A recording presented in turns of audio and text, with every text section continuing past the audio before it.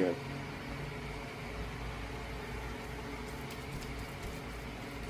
Ganito yung hearty lasagna natin, pare. Naglalagay tayo ng meat sauce.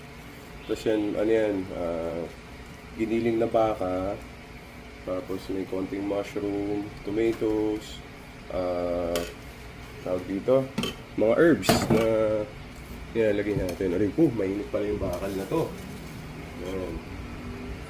So, lalagyan natin ang bechamel. Ano? Yan. Lagyan natin yan, pare. Yan, oo. Ba? Ano to, pare? Ito yung alindog ng pasta game. Bechamel.